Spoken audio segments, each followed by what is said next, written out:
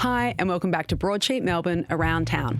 If this is your first time here, don't forget to hit the subscribe button so you never miss a video. I'm Katja Buchtel, Broadsheet's editorial director and the host of this 10-minute guide to Melbourne.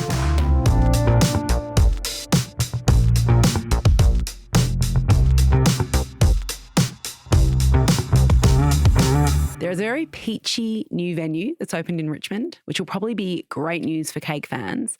Audrey, can you tell us about this kind of interesting location, which is not a bakery and it's not a patisserie and it's not a cake shop? It's kind of a bunch of different things. It is a bunch of different things. It is a co-bake space. That's what it's called. Creative space that's been started by these two Instagram bakers, Alice Bennett, who has the Instagram handle at Miss Trixie Drinks Tea, and Alicia Henderson, who's at Sweet Bakes. They both have a really loyal Instagram following that they've been able to kind of build into customers. So they do a lot of custom cakes for weddings, events, for brands. My old colleague and I used to call people with these cake businesses bespokers because they make bespoke cakes. So that's what Alice and Alicia do.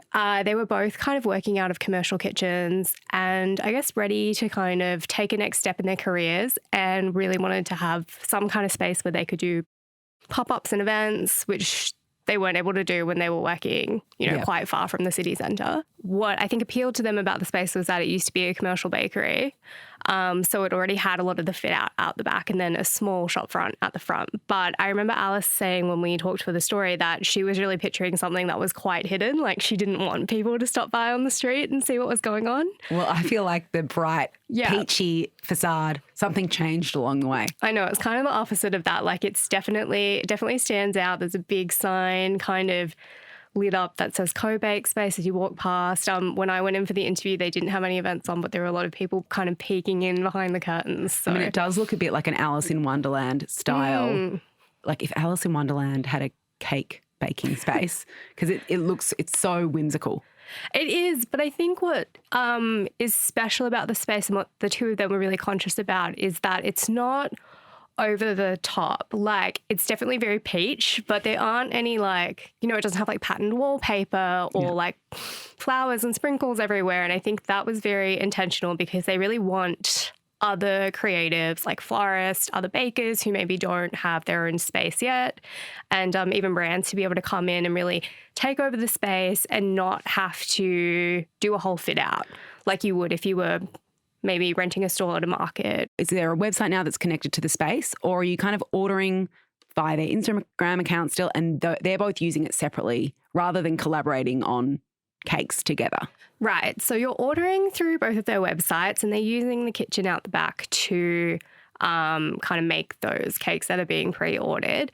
But on the weekends and on Saturdays specifically, they're doing a bunch of pop-ups. So last weekend, Alicia, who has been baking for, I think, 10 years, she told me she's never sold her cakes by the slice before. You've always had to buy like a full cake. She sold them by the slice for the first time using the shopfront peachy space last Saturday. And Alice is doing the same next week. And then they've got some other talent lined up. So Rosemary Andrews, who used to be the Attica pastry chef, her big claim to fame is creating the Attica summer camp dessert trolley. Which was a thing. Yes. She's going to be there in a couple weeks, and then they have some florists coming in. They also want to do some kind of more crafty, like less food-focused pop-ups, so maybe like cocktail tastings. So definitely the intent is for other creators and brands to be able to come in and use it. So it's really weekends though that you or I or the consumer can just turn up and grab something. Yeah.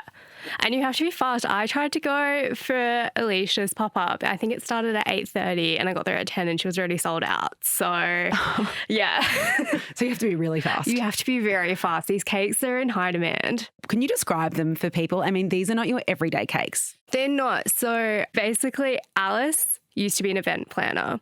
And when COVID happened, she was working on the Grand Prix and that all shut down. So during COVID, she started making these. She had been baking before, but kind of, as a lot of people did, started baking even more during lockdown. And she started becoming really well known for these like pun cakes that are covered in lollies. So there's one that's covered in those banana lollies, which I really like, but a lot of people don't like. And it says like, this shit is bananas. And then she has other ones that are like covered in musk sticks and they say musk be love. So she became quite well known for those, and like more recently has started doing these vintage cakes. So it's like really bright colours. If you look at the story, there's a lot of photos of these style of cakes with the kind of traditional lacy patterns around the edges. Right. And then Alicia does a lot of like hand painted cakes. I mean, we had a couple at the office at one point. It's almost a shame to cut into them. I mean, it's great once you cut into them. I know, But they are like little worlds unto themselves. Mm-hmm. So this is a space that's open in Richmond. There's no phone and the hours are irregular, but the next few weeks there are some pop-ups going on. If you head to our story on Broadsheet, you'll find more details. It's on Swan Street in Richmond. Thanks, Audrey. Thanks. Melbourne is home to a lot of excellent breweries and some that really stand out. One of them is Sirene. We think at Broadsheet that it's actually one of Australia's most interesting and pioneering. And they've had a bit of a journey over the last little bit. Nick Connellan, our publications director, is here to tell us all about it. You described it actually as a bit of a redemption story. It is. It's a total redemption story. So Costa and Eva Nikias are the couple behind it. Opened it in 2010 in Alphington. And a lot of breweries they get their name out there and then they go and they open a tap room and they serve their beers there. They never did that for whatever reason. And so they were kind of hanging around doing their thing for 12 years, but top of the game. And then finally opened this tap room in Alphington at their brewery. I was so excited. I put the word finally in the headline. I was like, they've finally done it. It's here. And then less than 3 months later, there was a bit of asbestos found in some of the neighbouring buildings in this industrial park where they were. Council came in through their landlord and shut everything down, kicked everyone out, including Sirene, and kind of overnight they weren't allowed to brew there anymore. So not only did it shut down their tap room, shut down their production as well. How long did that last for? It was a few months, and there was a lot of kind of legal back and forth. They went to VCAT. Eventually they were kind of let back in and they were thinking like, oh, great, this is it. You know, we're going to continue here. And then it kind of became clear that the situation with the landlord and the council had deteriorated too much. And council was like, nah, this is too hard. Get out. So what happened next? They were going to throw in the towel, which was just shocking news. Like, when I had a chat to Costa about it and he was like, yeah, mate, we were kind of ready to give up. Like it was all just too hard. And then this new site in Reservoir has come along, which is really exciting. And they're kind of well on the way to packing up and getting over there and opening a new tap room and starting production again. So how did this new site come to their attention? I think he was just looking around, kind of frantically looking. But the thing about Sirene, they have very specific requirements. So the reason they loved Alphington so much was because it was close to Darebin Parkland. And what makes Sirene so unique and different from other breweries is that it brews wild, using local yeasts, local bacteria that are in the air. So most breweries in Australia, how they'll brew is they'll get their tank, they'll fill it with disinfectant or sanitizer and, get rid of all the germs and stuff. Then they whack in all the ingredients and put a packet of yeast in, or basically a lab cultivated yeast. And that is the only yeast that they use to ferment in that sterilised tank. Sirene and a few others like Boat Rocker actually will leave their tanks open to the elements, which is just insane. It's more like a sourdough.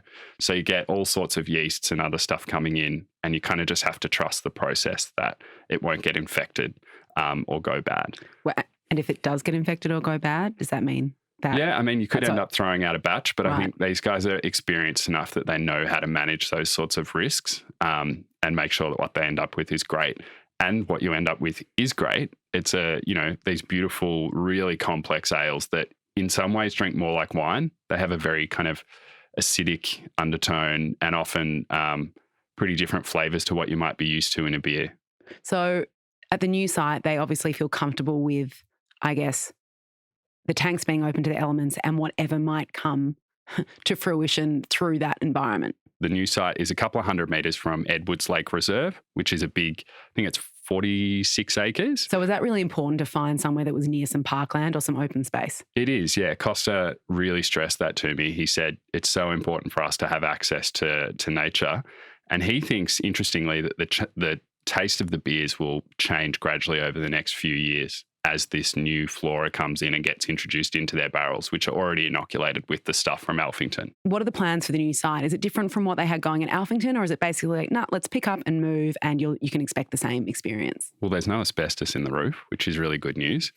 But yeah, Costa's actually feeling really optimistic about the new site. It's a lot newer. It's in better condition. It's more sealed to the elements. The old site was a bit chilly. And it was a bit ramshackle. It was like the brewery's been added here and then the tap room was kind of off to the side. This is all going to be way more integrated and immersive. You're going to be actually inside the brewery, all surrounded by it. And then they'll have a separate cellar room where you can go and do tastings for about 20 minutes, which is really cool. And the concept is kind of more like a wine bar than a brewery. So when you think of brewery, or at least when I do, I think of a big warehouse, quite masculine, quite airy, quite open, a lot of hard surfaces, whereas their concept is more like come and have beers and match them with cheeses and small goods and stuff in a kind of more warm, organic wine bar type space. Sounds like a really nice place for winter. Sometimes those breweries during winter, you're like, oh, better rug up. That sounds great. Yeah, it sounds good, doesn't it? So the plans are to open in August. Do you think they're on track? Is anyone ever on track? Especially, I guess, with the state of trades at the moment and how hard it is to get a builder. But I guess we'll keep our fingers crossed. Yeah. And as soon as that place is open, we will have the story on Broadsheet and get you back here to talk about what it's like now that it's opened. Thanks, Nick. Great. See you then. That's all we've got time for today. As always, you can stay up to date at any time at broadsheet.com.au or on Instagram at broadsheet_melb. See you again next week.